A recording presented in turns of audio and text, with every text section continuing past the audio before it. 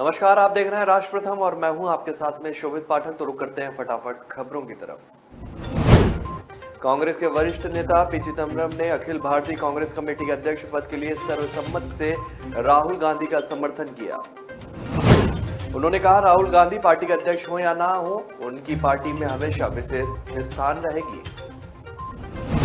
पूर्व केंद्रीय मंत्री चिदम्बरम ने एआईसीसी प्रमुख के चुनाव के लिए अधिसूचना जारी होने से कुछ दिन पहले कहा, अभी तक राहुल गांधी ने पार्टी के अध्यक्ष पद की जिम्मेदारी लेने से इनकार किया है।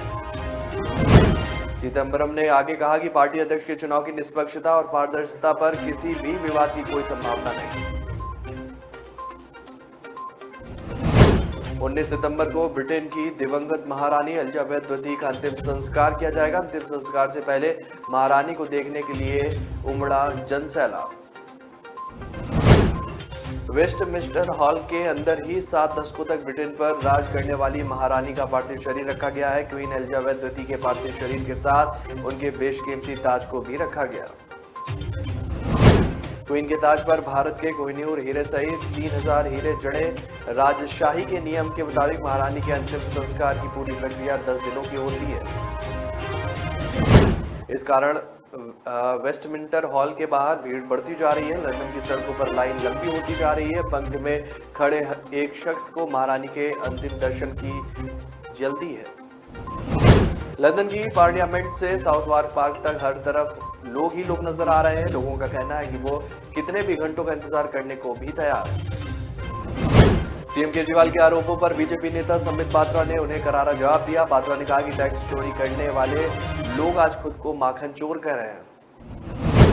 पात्रा ने एक संवाददाता सम्मेलन में केजरीवाल की बखिया उखेड़ी और कहा कि अन्ना हजारे ने ठीक कहा था कि केजरीवाल के सिर पर पावर चढ़ गया है। आज केजरीवाल ने झूठ का पुलिंदा और जैसी भाषा यूज की है वो अन्ना की बात को सही साबित करता है।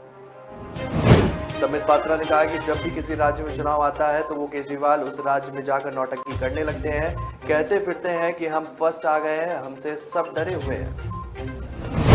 संबित पात्रा ने तंज कसते हुए कहा कि ऐसी आत्ममुक्तता के बारे में सुना था लेकिन देखा नहीं था, ये पहली बार देख रहा हूं। फूलपुर के लोग देश के 2 प्रधानमंत्री दे चुके हैं। राम मनोहर लोहिया, जनेश्वर मिश्र और काशीराम ने भी इस सीट से चुनाव लड़ा। राष्ट्रीय अध्यक्ष ललन सिंह ने कहा कि नीतीश कुमार यूपी के फूलपुर से लोकसभा का चुनाव लड़ सकते हैं। राजनीतिक सरगर्मी बढ़ गई है। ललन सिंह ने आगे कहा कि यूपी के इस सीट से नीतीश आखिर क्यों चुनाव लड़ना चाहते हैं, इस बात के कई निहितार्थ निकाले जाने लगे हैं। निहितार्थ निकाले जाने की मजबूत वजह भी है क्योंकि ओबीसी बहुल ये सीट कई मायनों में खास है। आम आदमी पार्टी ने प्रथम राष्ट्रीय जन प्रतिनिधि सम्मेलन का आयोजन किया। इस सम्मेलन में मुख्य रूप से दिल्ली के मुखिया अरविंद केजरीवाल ने पार्टी कार्यकर्ताओं को संबोधित किया।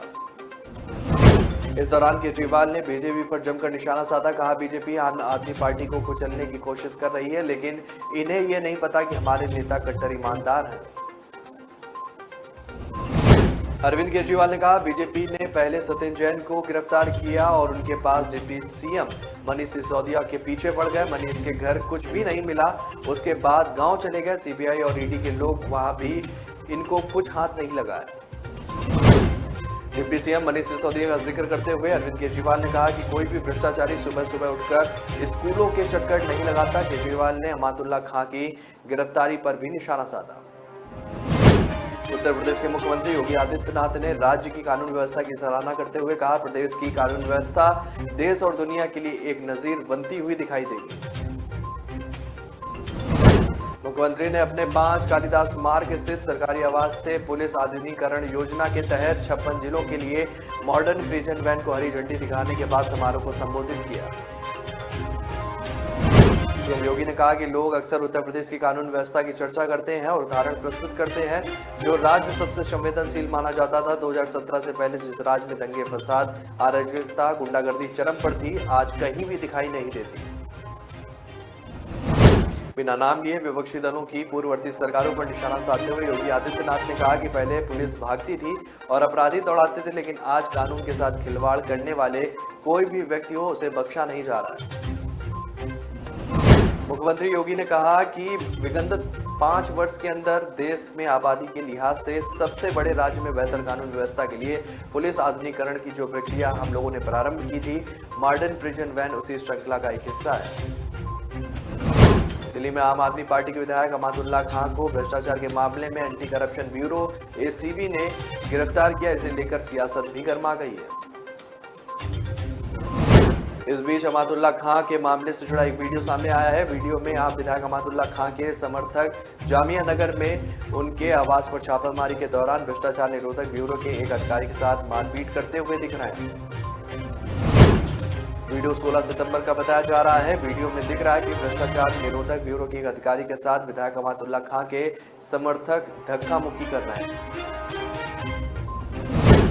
मध्य प्रदेश सरकार ने रहवासी कॉलोनी को नई सुविधा उपलब्ध कराकर एक नया मास्टर स्ट्रोक चल दिया है। एमपी सरकार अब रहवासी सोसाइटी को मजबूत करने जा रही है।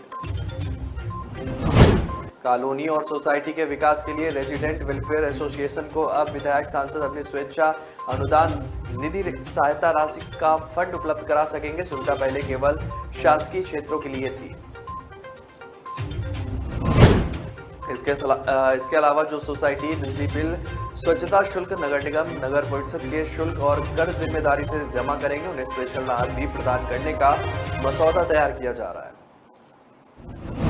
सूत्रों के अनुसार अब शहरों में अपार्टमेंट और कॉलोनियों में रहने वाले लोग अपनी मूलभूत सुविधाओं को प्राप्त करने के लिए एक रजिस्टर्ड सोसाइटी का गठन करेंगे, जो कि RWA के तहत आएगा।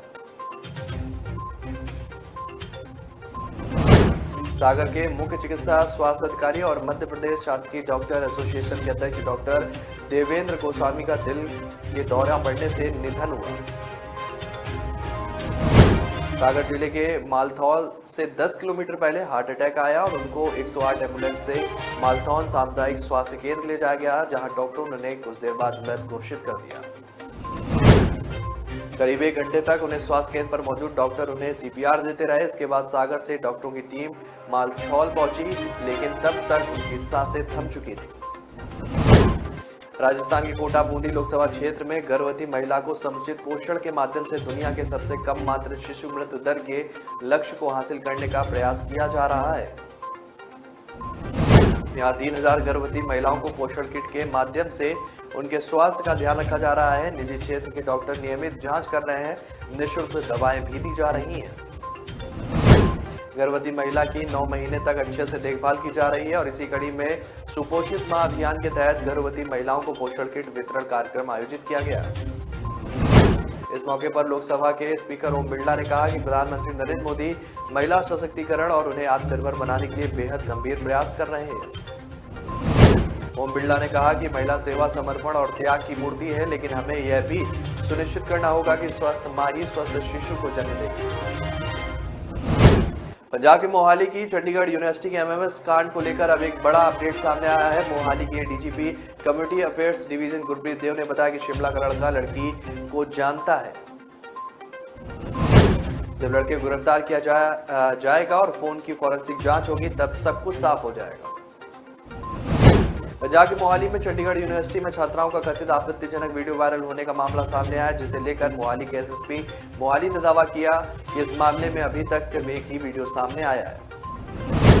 इसके अलावा अभी तक कोई भी वीडियो जांच में सामने नहीं आया। मोहाली SSP विवेकशील सोनी ने प्रेस कॉन्फ्रेंस में कहा, बताया जा रहा है कि आरोपी ने कई वीडियो बनाए, लेकिन हमारी जांच में ऐसा कोई भी वीडियो अभी तक सामने नहीं आया है। SSP ने कहा, बताया जा रहा है कि वायरल वीडियो की बात सुनकर कई छात्राओं ने आत्महत्या की कोशिश की, लेकिन ये सरासर गलत है। महाविकास अघाड़ी सरकार के गिरने के लगभग 3 महीने बाद शिवसेना के पूर्व मंत्री आदित्य ठाकरे पिछले कई हफ्तों से रैलियों और जनसभाओं की एक सीरीज के माध्यम से जनसंपर्क अभियान कर रहे हैं। सत्तारूढ़ गठबंधन की सहयोगी पार्टी जनता पार्टी ने अनजाने में आदित्य ठाकरे को बेबी पेंगुइन का उपनाम दिया था। इसी का जवाब देने के लिए आदित्य न केवल राजनीतिक पंख बल्कि नुकीले पंजों के साथ गरुड़ की तरह राजनीति के आसमानों में उड़ान भरने के लिए कोशिश कर रहे हैं।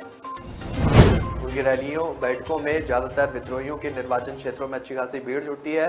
पूर्व मुख्यमंत्री उद्धव ठाकरे के नेतृत्व वाली शिवसेना राष्ट्रवादी कांग्रेस पार्टी कांग्रेस एनडीए सरकार के गिराए जाने के बाद आदित्य ने एक जिले से दूसरे जिले में जाकर मुख्यमंत्री एकनाथ शिंदे को कड़ी चुनौती भी दी है।